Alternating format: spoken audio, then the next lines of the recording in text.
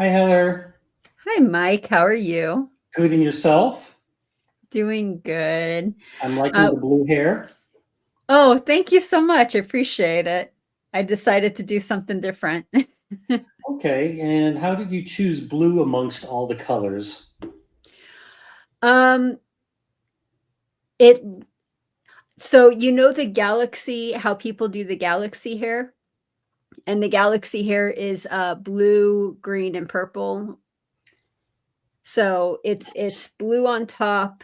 It doesn't look like it in the video, but it's teal, and then I have like a streak of purple. Okay, okay. Yeah. And ever since we've known each other for like 10 years, you know, like how big into astronomy I am. So, Yeah, well, me too. Okay, but are you talking about like a TV show or a movie? Or, galaxy, like the Milky Way. well, okay. Um, so are you talking about the blue shift that you get? Oh no, that's a red shift. I'm getting beyond my depths here, but maybe you can explain it again. Like, what does blue have to do with the galaxy? The sky. It doesn't. It appears a black to me. Yeah, it doesn't, the light's weird in this. And then it was messing with my green screen. So I had to like work on it a little bit. So this is the best I could do. But Okay. it looks, I'll send you a picture. But hi, it's good to see everyone. Yeah. If Thanks you guys, everyone who's here. And if you, yeah, I look forward to answering your questions. But yep, I'd like to begin the show with a magic trick, and I will explain how it's done awesome. at the end. Okay. Okay, ready. All right. Let me move the camera. Hopefully, without unplugging it. Hmm, how shall I do this? Well, maybe I can just leave it here. Yeah. Let's move the keyboard out of the way. Okay. So you can do this trick with, give me enough space as possible, with normal cards. And you can shuffle them as much as you want. You can get any audience member to shuffle them any way they wish. So then what you do is you ask an audience member to pick a number. Is you give the cards to an audience member. So now I'm pretending to be the audience member, and then Okay, you say pick a number between 1 and 10. So Heather, give me a number between 1 and 10. 7. Okay, so then you ask the audience member to take 7 cards off the top. So 1, 2, 3, 4, 5, 6, 7, and then you ask them to put them in their pocket, or just sit on them if they don't have a pocket. But I'm just going to put them here for purposes of the demonstration. Then I'm going to be the magician again. Then I'm going to say, okay, I'm going to flash some cards at you, and I want you to remember the card that you see when we get to your number. For example, if you pick the fifth card, if you pick the number 5, then remember the fifth card. If you pick number 3, then remember the third card, and so on. So in your case, Heather, you should remember the 7th card. So here we go.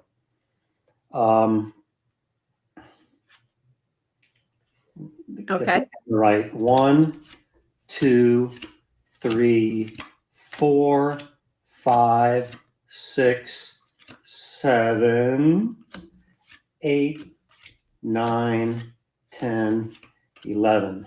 Okay, so Heather, do you remember your card? Yes.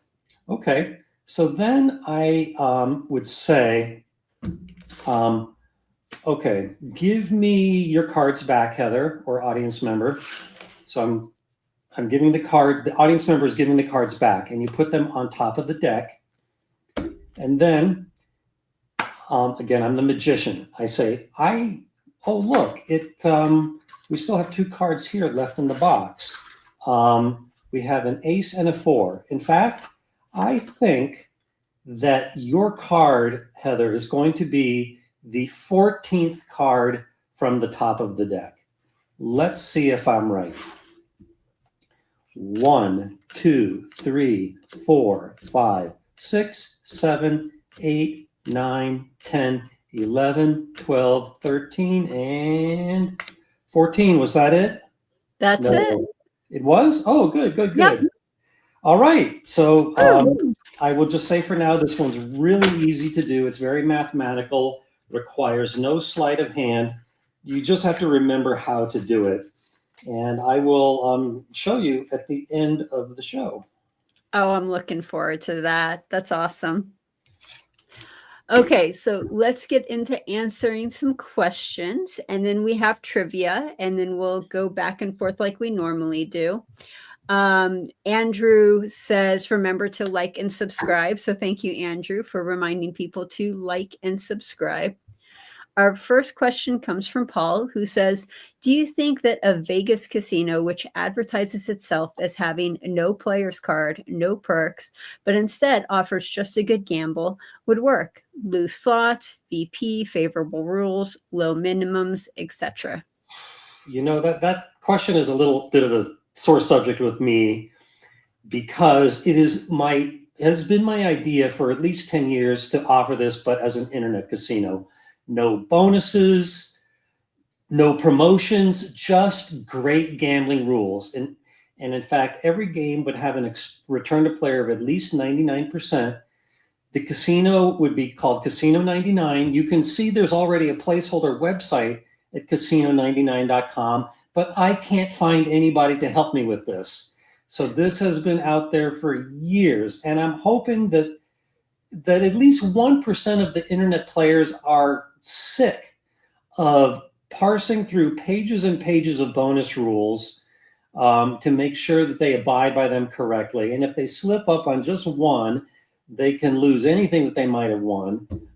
So, you know, I would like to think that there are some smart gamblers out there that are just tired of the nonsense and just want a good gamble. That was Binion's philosophy, Benny Binion's, way back in the 50s, I believe it was, with his casino. And it worked great for him. But today, I will be the first to admit that most players do not care about the odds, sad to say. And they just want to play at someplace they like, at a price point that's affordable to them, and they don't really care what the rules are. I get it. You know, not everybody is my audience. I could, you know, I can't save everybody. So would this really work? Yeah.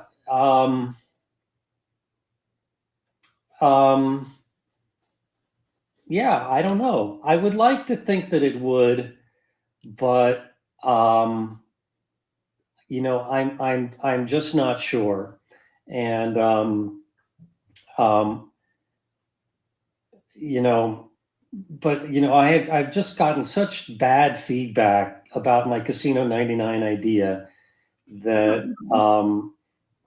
you know, that maybe it would not, but you know, but I'm going to feel really horrible if somebody else thinks of this idea with a bigger budget than me and it's a huge success. So, you know, I know that it wasn't a real clear yes or no answer, but it was a very good question. So thank you for the question, and hope you got something from my answer. Our next question is also from Paul, who says, do you consider buying baseball cards and other manufactured collectibles to be gambling? And if so, what are your thoughts on the quality of the gamble and accessibility to children? I would say no. I love collecting things, especially license plates. And, you know, if you say that it's a gamble, you could say that any business decision is a gamble. In fact, any decision is a gamble for that reason, for, you know, if you follow that logic to its conclusion. But, you know, I consider buying collectibles more of an investment and as opposed to gambling. So my answer there is no. And let's see, what was the second part? And if so, what's the thought on the quality of the gamble and accessibility to children?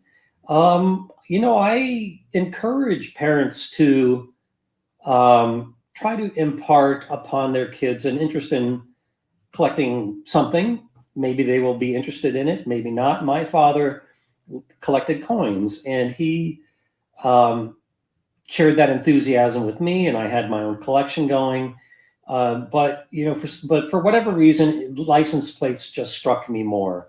So when I went off to college, I um, lost interest in the coins and developed it with the license plates. So, unfortunately, none of my kids have really taken an interest in my license plates, but my son likes my interest in presidential medals. Um, so I'm happy to see that. So you never know what your kids will take an interest in, but it probably will not be exactly what you like. So there's a Yeah, rather long-winded answer to that one. kids will always surprise you. Our next question comes from Natural Nine, who says, "Do you think gambling is an immoral activity?" No, very firm no from me there. I am a libertarian when it comes to things like this. I believe that if you have two consenting adults that want to make a bet or have any kind of business transaction that doesn't hurt other people, then they should be allowed to do that. And I notice you said immoral, not illegal. But furthermore, I have absolutely no problem with um, gambling in moderation. And yeah, I have read the Bible very carefully, and there's no one verse that very clearly says that gambling is bad. I know that very conservative Christians will kind of make an argument, stringing together a bunch of things to make that point, but it doesn't say that directly anywhere. But I recognize that some people don't agree with me. I did a hike last weekend, and I made the prediction that I did not think that Donald Trump would complete his term. And he disagreed with me. And I said, "Do you want to bet a beer?" And he just said, I'm a Muslim. I don't gamble." And I said, "Let's just bet honor." And he says, "Nope, I don't even bet honor. It's against Islam." So I thought, okay, I have no problem with that. I didn't push it any further. That's his truth, and I have my opinion. And everyone, I believe, should be accepting of other people's opinions. Um, you know, Even if you don't agree with them, that is their truth, and let them have it. And who knows, maybe they're right. In my opinion, I always saw gambling as a form of entertainment. You are paying for an experience, just as if you would go to the movie theaters and pay for that experience. You're not going home with anything. If you go to the arcade, you're paying for an experience. You're not going home with anything. So it's on that type of level of entertainment. Right, I absolutely agree. And of course, gambling can be abused, um, and in places where gambling is illegal, where you do find it, you tend to find other seedy things, which kind of gives gambling a bad look. But yeah, I can't think of anything else to say on that topic. But thank you for the question. Okay. So let's do a trivia question. The theme for today's trivia question is magic and magic tricks. Yay! So my first one is when was Harry Houdini born? When? When? When was his birthday? Okay, should I put it in the private chat? Sure, let's see how close you are. So this is a trivia question, right? Yes, this is for everybody. Put your answer in the chat. We'll see if anyone gets it. Let me think. Let me do some math in my head. And we could do year, we could do day and year, month, day and year. Your choice. Okay. All right, I put in something. Okay. How far off am I? You are, I have to do math. About 30, 40 years off. Ooh, wow. Bad guess. Okay, so let's see what you guys have to say in the chat. Please put it in there while we are waiting. We will do more trivia questions, or I'm sorry, we will do more gambling questions. And our next gambling question is from Paul, who says, how easy is it for a Nevada casino to change the RPT of a particular game legally? Also, is it possible to update the software, making it more volatile while keeping the RTP the same?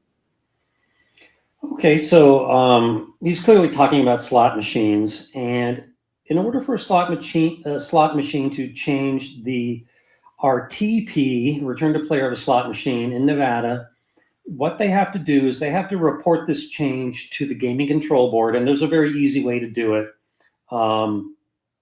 It used to be that you sent a fax, but nobody uses faxes anymore, so perhaps they report it online.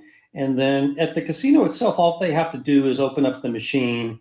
And it used to be that there was something called an EEPROM chip that was basically a computer chip that had the key information about the game, and they just had to pull out one and put in another. But now I tend to think that they just have to go the slot technician just has to go through some screens, with his access and change it that way. The exact procedure, I'm not sure, but it's easy to do mechanically. And yeah, that's it. And one question I get a lot is with what's it called, server side slots or server based slots, where this can all be done from remotely. Even then, they're allowed to do that, but there's a regulation there that still you have to report it to the gaming control board in advance, and the machine cannot have been played for some period of time that's like half an hour or something like that. So what I think people are nervous about is maybe they're worried that the casino does not like them, and any machine that they sit down to will remotely get tightened up. No, they're not allowed to do that. So yeah, so I believe I answered that one as best I could.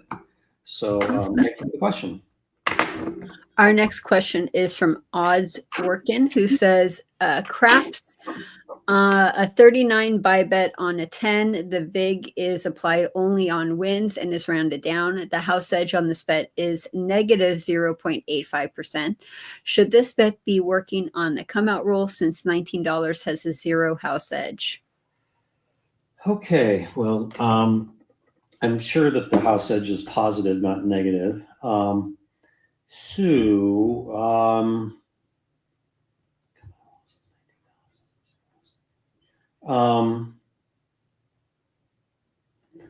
Okay, so the player's betting $39 pie bet on the 10.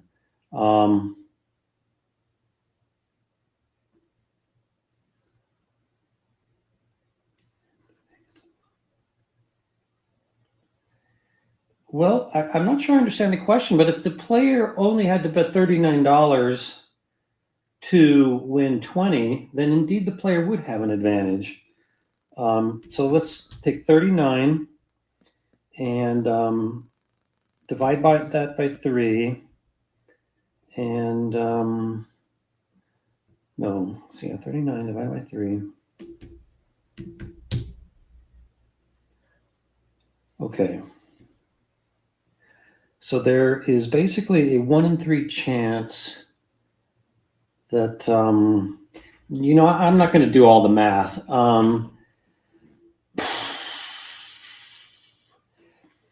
Again, I'm not sure I'm understanding the question right, but if there was any bet that had a player advantage, which I doubt there is in this case, you should leave it up working as much as you can.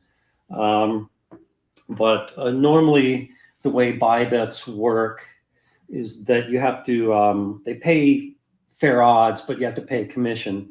So normally you would bet, say, $40 and or no, $20, and if it wins, it pays $40, but you have to pay a $1 commission. So the dealers would probably say, okay, here's your $40, but you owe me $1. So it's like winning $39. So based on my understanding of the question, that's the best I can do with it. But feel free to ask it again if you think that I didn't get it.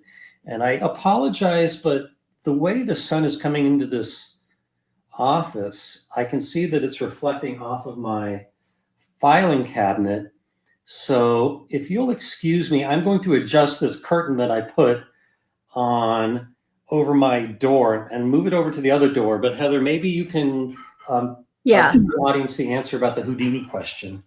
that sounds good. Okay, so as he is doing that, we will go and see if anyone has any answers to the trivia question. And we see Otis saying that it was 1883. You were very close, Otis, but that is not the correct answer. And let's see if anyone else has any answers to the trivia question. Nope, that was it. So that was really close. The answer to the trivia question is Harry Houdini was born March 24th, 1874. And he was also born in Budapest, Hungary. I did not know that. Yeah. And as a magician, I probably should know my history on Houdini a little bit better. But I consider him more of an escape artist than a magician. But I respect escape artists just as much. But I thought he died fairly recently. I mean, like in the 40s or something. And I thought he was kind of young. That's why my guess was 1910. So I was way off. That makes sense.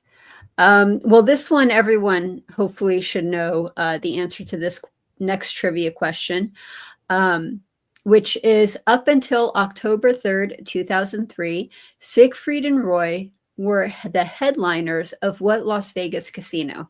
Oh, I know that for sure. I've seen their show. Yeah. I won't even bother putting it in the private chat.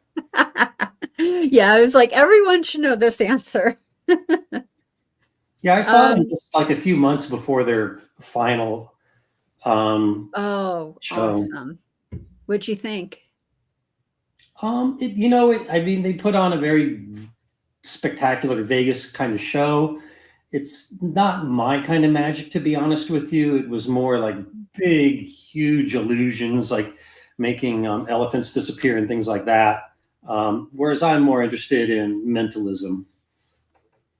Did you know Siegfried and Roy used to live in a house on Alta and Rancho? I would pass by it every single day driving to work. Yeah, it's by the when Santa I Fe worked in the station, right? That's what? Is it by the Santa Fe station?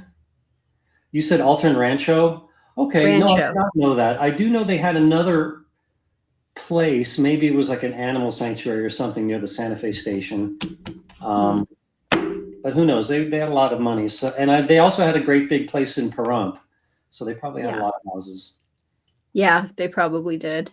Yeah, I once saw Siegfried at the Gold Coast, and he was just in their regular old restaurant with a couple other people, just like a regular guy, just having a cheap restaurant meal. That's awesome. When did you see that? It was quite a while ago, probably 10, 15 years ago. It was after, cool. He finished, it was after the incident with Roy. And I tend to think that he was seeing another magic show there, but I'm not sure. Okay. So our next gambling question, and again, if you have any gambling questions, please put it in the chat and we will answer them in the order they are received. PW wants to know, are you an AP and do you play anywhere? I don't practice advantage play very much anymore. I could talk about this question for the whole show. I used to consider myself a serious part-time advantage player, but I'm not shall we say welcomed in a lot of casinos in Vegas, and the advantages with most advantage plays are very thin, and between not really needing the money and it just being a lot of work for a small amount of money, I've lost interest in it. So yeah, there's your answer. And yeah, do I play anywhere? Not very much. If you see me playing, it's probably because there's a friend in town who wanted to play and I'm just playing with them for fun. Awesome. Our next question comes from Otis, who says, how common are dealer errors in craps? I play a game where a dealer made 5 mistakes in 1 hour. Some were in my favor, some were against. Is scoping for dealer errors a viable advantage play? I do not know the number of dealer errors in craps. I Yeah, frankly, I haven't caught any, but I don't play craps that much, and in my opinion, scoping for dealer errors in any game is. I'm not going to go so far as to say it's cheating, but I think it's immoral. But that's my truth. I know other people feel differently, but I know some people will play Ultimate Texas Hold'em just straight up, and because there's a lot of dealer errors in that game, and the house advantage, as measured by the total amount bet in Ultimate Texas Hold'em, is a very low 0.5%. So if you can just catch one error per hour, it becomes a player favorable game.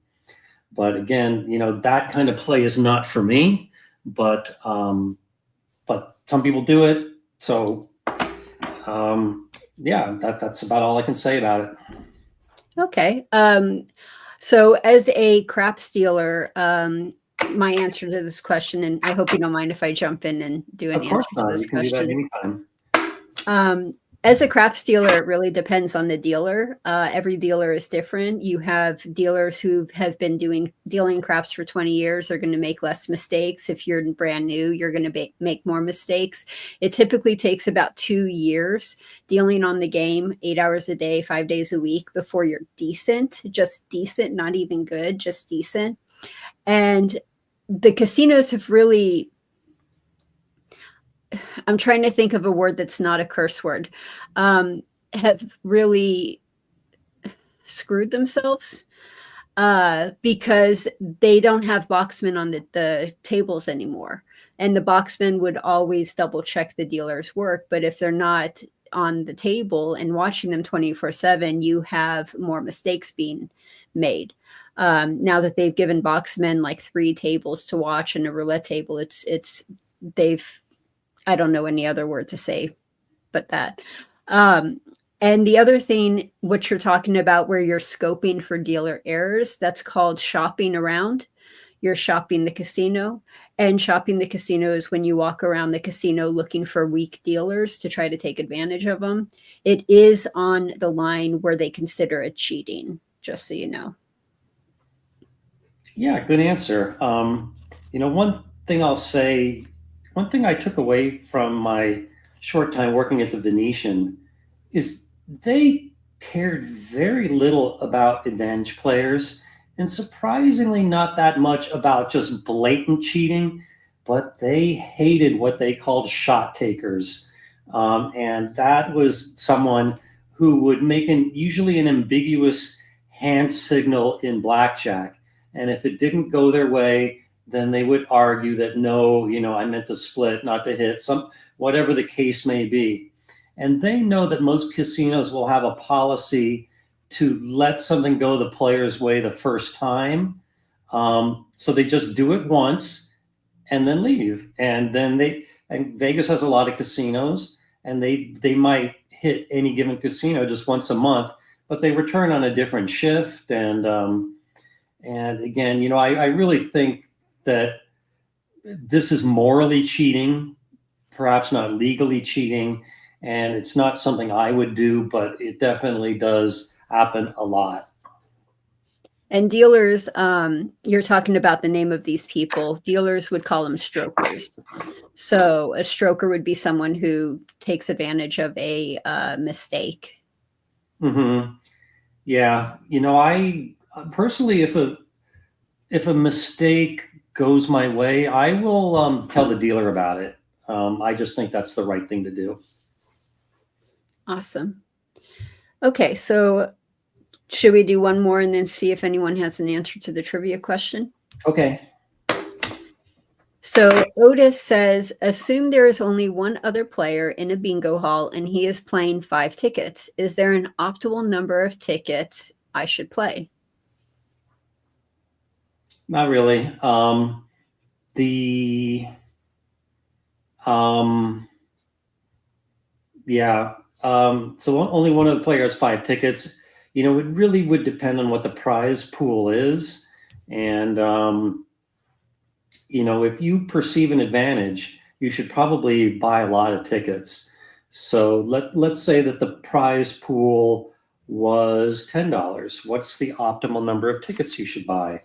So let's figure that out. So your expected win is, let's say that N is the number of tickets you buy. So your share of the win is going to be 5 times N divided by N plus 5. Um, so yeah, this is going to actually involve some calculus to solve. But maybe I'll make an Ask the Wizard question out of this. But yeah, the correct answer is going to depend on what the prize pool is. So yeah, so I'm afraid I don't have enough information to answer the question properly.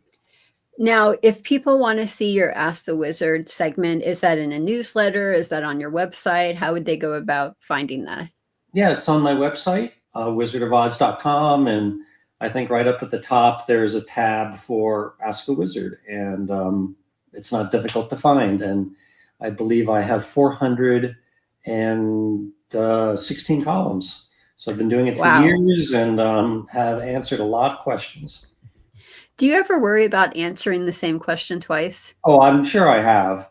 With 416 columns, I can't remember everything that I've been asked. So I'm quite sure that I've answered the same question. In fact, I know I have. Is right now I'm working on a video about the Iron Cross strategy in craps, and I wondered if I addressed it before, and I actually addressed it twice in old Ask the Wizard columns. Okay, so the trivia question, we'll do an answer to that. It was Siegfried and Roy were the headliners of what Las Vegas casino? And we have one correct answer. And it was Otis. Congratulations, Otis, who said it was the Mirage. Okay, but here's a follow-up, is I believe they played somewhere else before the Mirage. Ooh. Where was that? Okay, that's our next trivia question. So if you know the answer to that, put it in the chat. In fact, I'm going to put it in the private chat. What I think the answer is, and I'm going to look it up real quick to see if I'm right. Okay. I don't know the answer to it, so that was before my time. And while you're doing that, Otis says, nice hair. Love the blue. Thank you so much. I'm pretty happy with it too. So, okay. Yeah, I was right. Yeah? Okay, cool. So we have the answer to that. And then Natural 9 made a comment that I thought was funny. He said, Michael, you cheated because that was a mathematical card trick and not a sleight of hand. I don't see how I cheated, because I totally agree. It's a very mathematical trick. It requires no sleight of hand at all. So can magic tricks be a mathematical trick? Does it have to be a sleight of hand, or does it have to be a sleight of hand to be a magic? But I think that most magic tricks are either I would say, it's called mentalism. Is either mentalism or sleight of hand, mentalism being mind reading. And I, of course, prefer mentalism. It's, of course, not really mind reading. It's extracting information from the audience. There's all kinds of ways you can do it. But, but there's all other kinds too. And there's, kind of some crossover between magic and doing things like Houdini, and escape artistry. So, Yeah. Okay. And our next gambling question comes from Paul says he has an update to the collectibles question. I was specifically speaking to manufactured goods that are there for collecting with deliberately rare items. There are a ton of baseball cards and toys like this. Okay, that's a good point. I think I misunderstood your question before. So I do not. So yeah, there's a lot of companies out there that throw out some product and say collect all of them. Like what are those things called? I think they're called Funkos with like the big heads. Do you know what I'm talking about, Mhm. Heather? Are they called Yep. Funkos? Yeah. So this is something that clearly the company has just made thousands of these things, and I think they encourage people to collect them. And by all means, collect them if you want. But I tend to think that these kind of things where some company has a monopoly, like Beanie Babies, are not going to hold their value very well. There may be kind of a fad in collecting them for a while, but you know, older folks like me, I think are going to be skeptical of things like this. And, and to be perfectly honest with you, I am kind of a sucker when it comes to license plates, as you know that most states have all kinds of special issues. Like if you pay an extra $50, you can get a license plate that supports UNLV or Red Rock or Mount Charleston or Pyramid Lake or Lake Tahoe or whatever.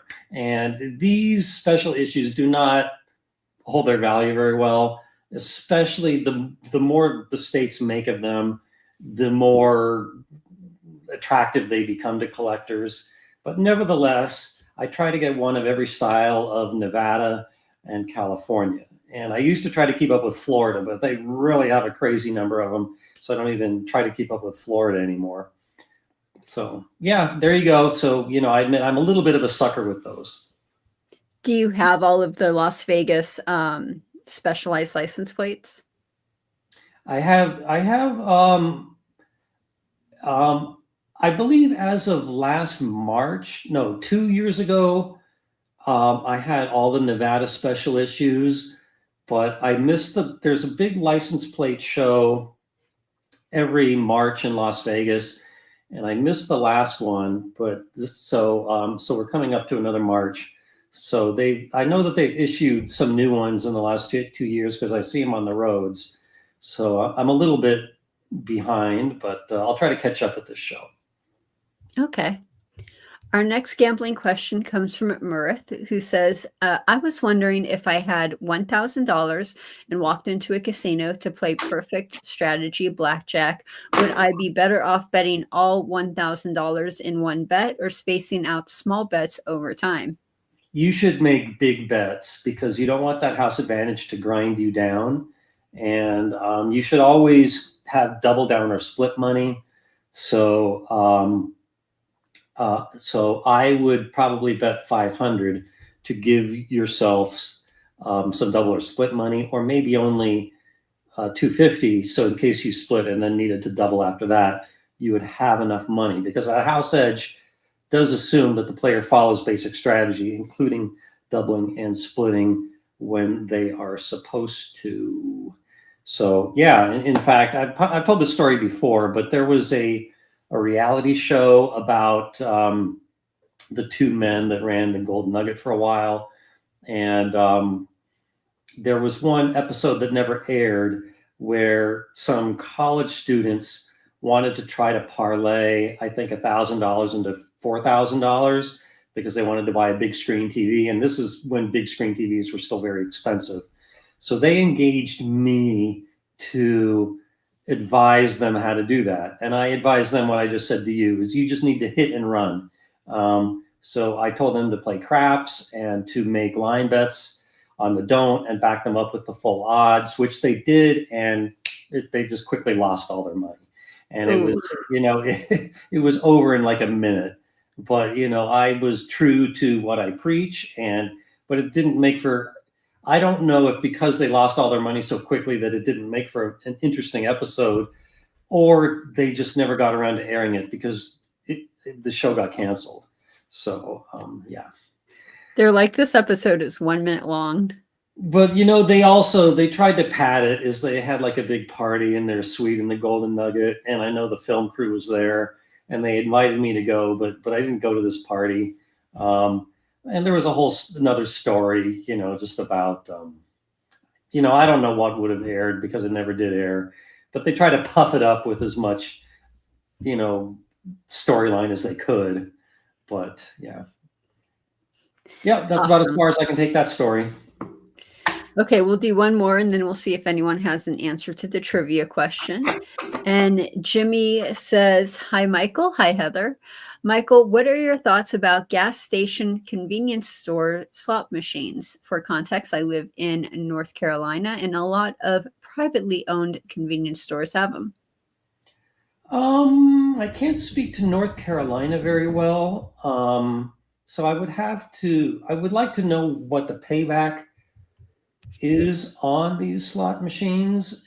As long as it's probably really poor.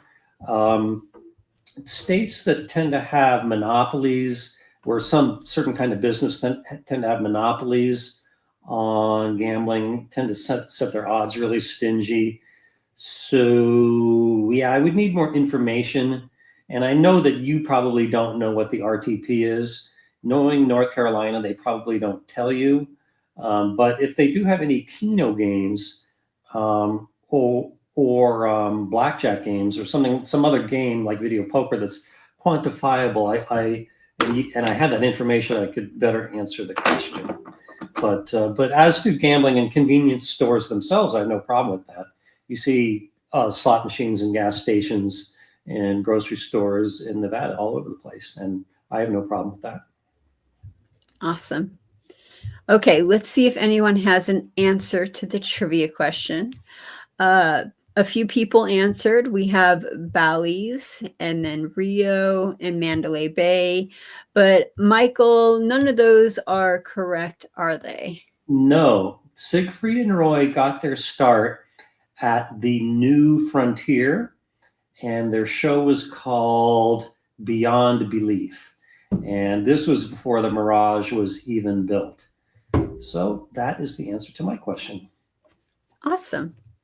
So our next trivia question is, bringing it up here right now. In 1983, which magician appeared to make the Statue of Liberty disappear on live television? Oh, I know this one. I know how he did it too. Oh, you do? Oh, yeah. I hope. Yeah, I would love to hear that. Okay.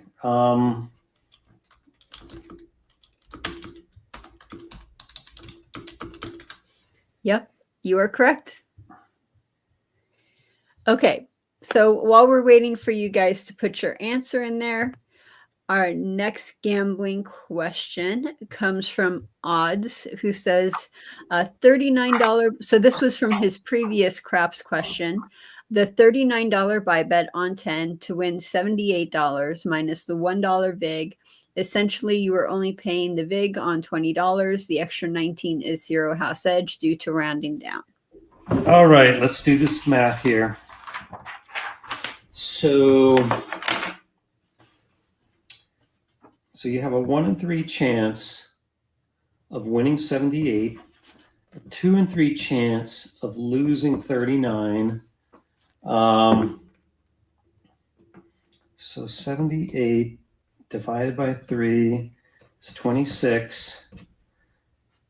39 or minus 39 times 2 divided by 3 is negative 26.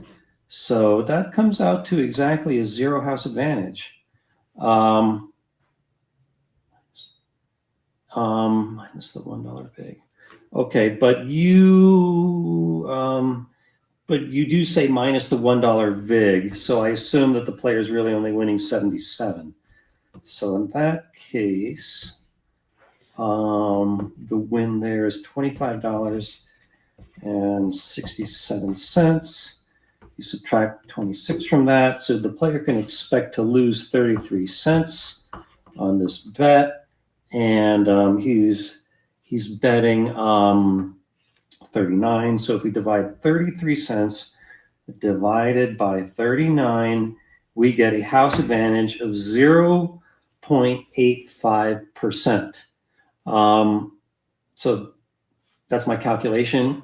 I believe it did not agree with what you posted before, but I'm not sure. But 0.85% is under 1%. It's a pretty good bet, but it's not the best bet in craps. If you stuck to line bets and back them up with the full odds, you could get the house advantage even lower. Nevertheless, that's still a pretty good bet. And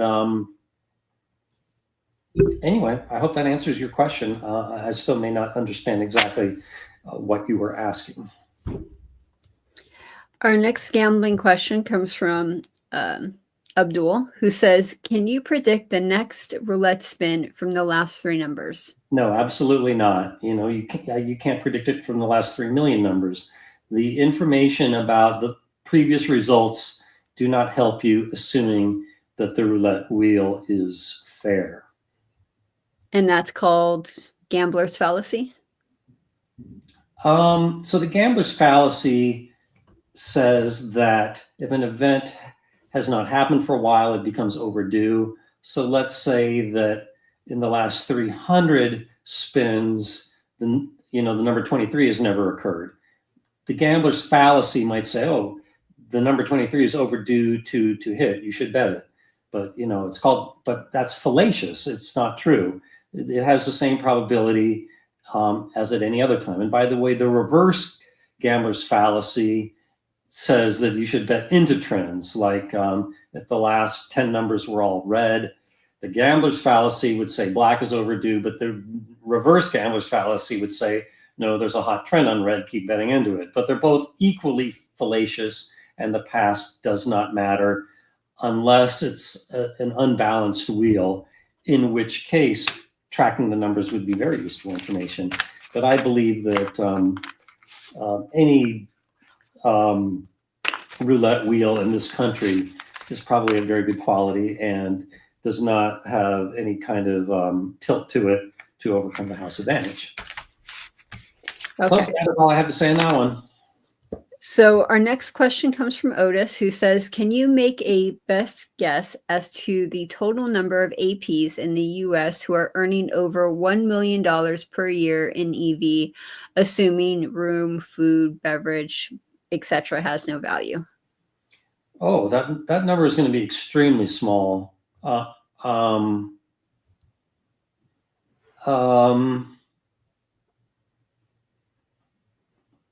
I would say that number is probably going to be somewhere, it might be 0, but I'm quite sure that I'm going to say it's somewhere between 0 and 10. That's my best guess. Okay.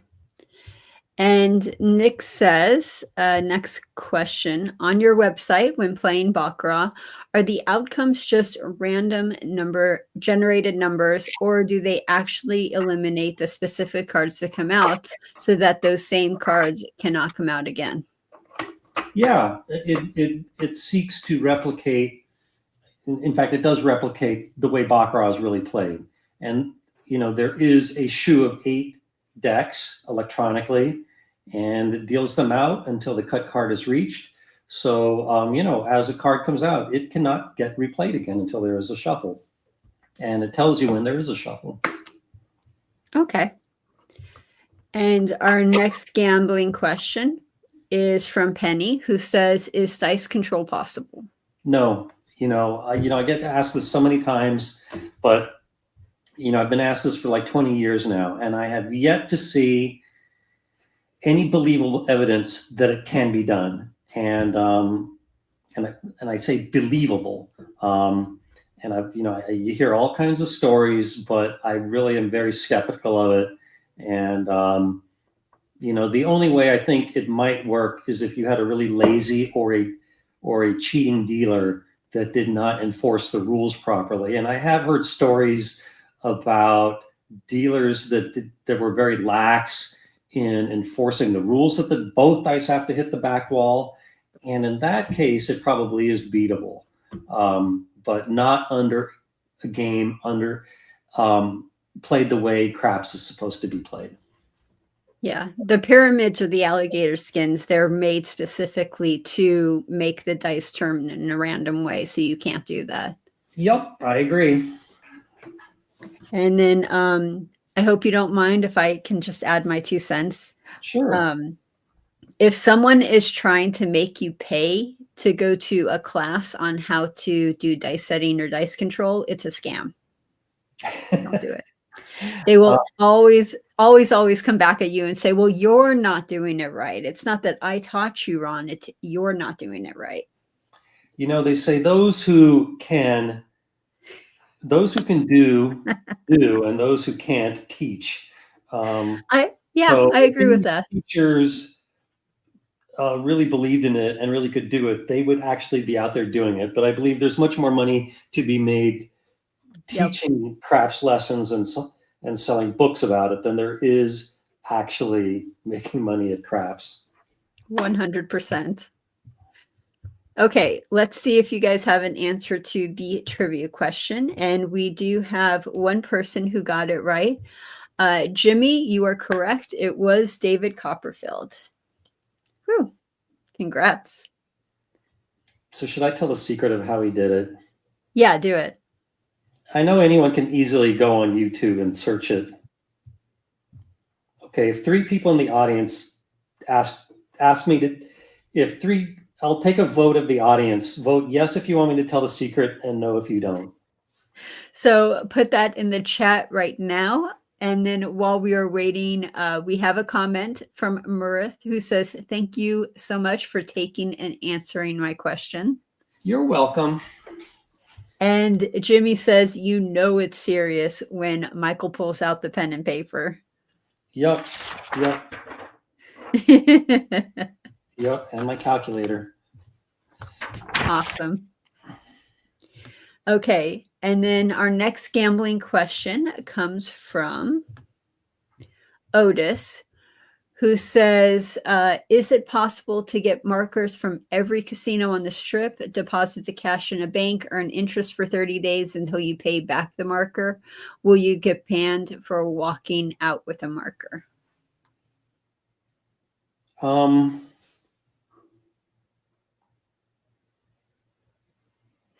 Okay, first of all, when you take out a marker from a casino, they give you chips. They don't give you cash.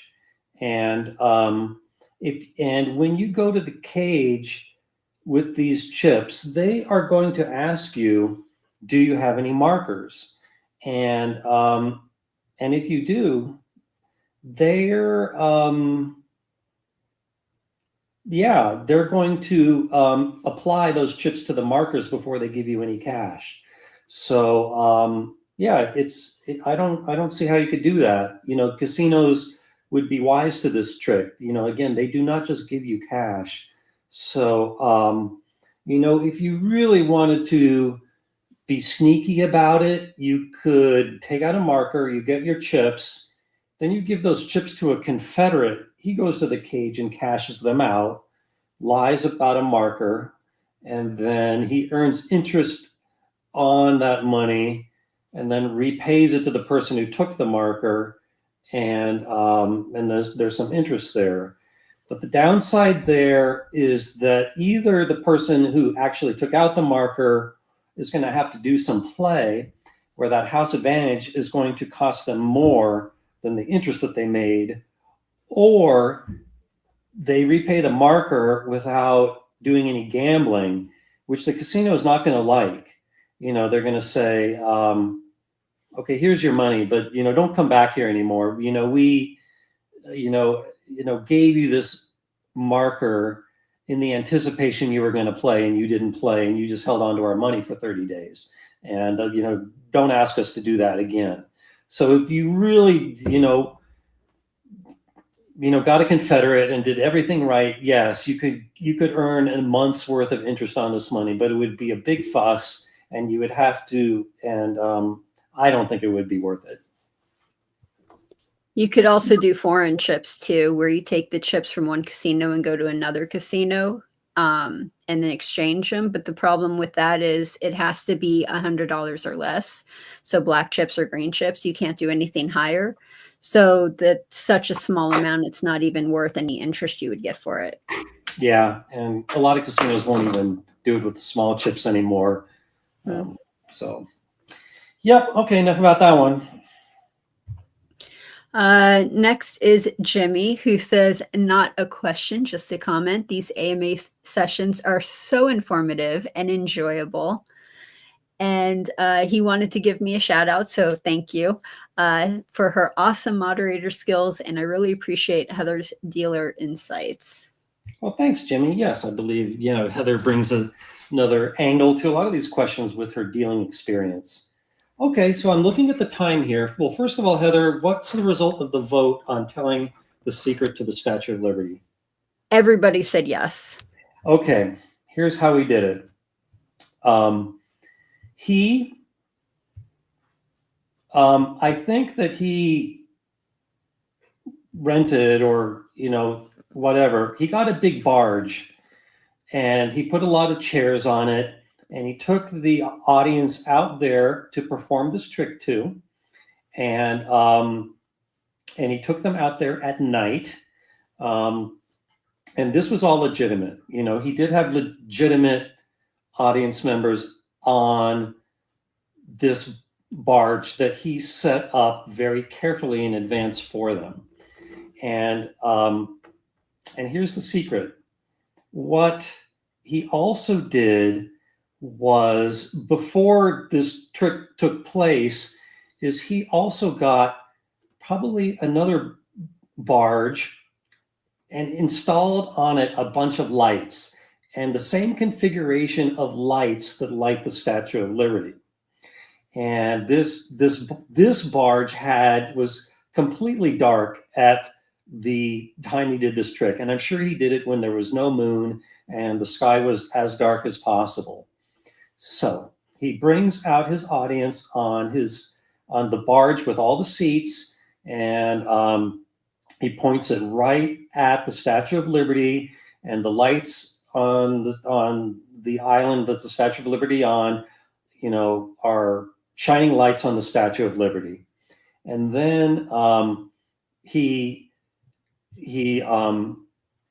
turns them off, and he keeps the audience entertained for like a minute. And during this minute, here's another part of the secret, is he's very gradually, his crew is rotating the barge that the audience is on by, say, 5 degrees. So now it's pointing at the other barge that has just lights on it. And then after the barge is rotated, and it's going so slowly that the audience can't perceive it. Then when he says, okay, I'm going to turn the lights back on, they see a bunch of lights on with nothing in the middle. So it appears that the Statue of Liberty has disappeared, when really the audience is looking at a different set of lights that are shining on nothing. And it's possible that the audience was not on a barge, but on some kind of a platform on Staten Island or something. But as long as the audience was on some kind of a platform that could rotate, the principle is the same. So it's a very simple principle, but it was, I'm sure it was very technical and expensive to pull off. But yeah, there you go. Awesome. And now we get to find out how you did your magic trick at the beginning of the show, right? Okay, so my apologies to David for revealing his secret, but again, anyone who's really curious can search this stuff and find the answer. Okay, so here's my trick. So first, what you got to do is, again, this will work with any deck of cards, and I love a magic trick that works with any deck of cards that you don't need to set up in a certain way in advance. But you take out an ace and a 4, or you can just write down 14 on a piece of paper if you want, and just set those aside somewhere. Like I like to keep them in the box, and you don't bring any attention to it. And then again, let the audience shuffle the cards if they want. Do it as much as you want. And then, and so again, this trick is very mathematical. Again, you ask the audience member to pick a number from 1 to 10. So let's say that they pick 5. So they peel off 5 cards. 1, 2, 3, 4, 5. Okay, so here's the humdinger. When you show the cards, you have to show 13 of them. You have to count down 13, and you have to put them down. You have in the opposite order. So you go like this: 1, 2, 3, and notice how I'm reversing the order. I don't bring any attention to it, but I am. So 4, 5, 6, 7, 8, 9, 10, and then you might say 11, and then nonchalantly just deal off 2 more cards. And then you put this whole pack back on top. And so let's see. So 5 cards were chosen. I don't even remember what the 5th card was. Hopefully someone in the audience caught it. But then you say, oh, wow, look at here. I made a prediction in advance. Your card will be the 14th from the top of the deck. So here we go. 1, 2, 3, 4, 5, 6, 7, 8, 9, 10, 11, 12, 13, 14. So that should have been the 5th card that I dealt earlier. So I won't try to explain why it works. If you really sit down and think about it, it's not that hard to figure out. It's the reversing of the cards that just cause it to sink to the 14th position. So just remember to deal out 13 cards, reverse the order, and it works every kind. And it's the same principle, by the way, as the trick that I did last week, where I laid down a circle of cards. So there you go. So my question is the 2 cards that are in the box are an ace and a 4. Why is it not 15 instead of 14? Because like the ace is 1 and the 4 is a 4. So wouldn't that be 5? Well, okay, that makes a valid question. I'm trying to say the ace is like the tens position, and the 4 is the ones position. So you have a 1 and a 4 makes 14. But I could easily just write down, like a big 14, and fold it up. You can say, before this trick begins, I'm going to make a prediction, and then just write down 14 and then put it somewhere. It'll work just that way too. Could you replace the ace with the 10 card? As long as you do something that represents the number 14, you can just get a Sharpie and write like 14 on a joker, anything you want. But you need to convey that you made a prediction of the number 14. Got it. So when is the next time we're going to do this? Let's see.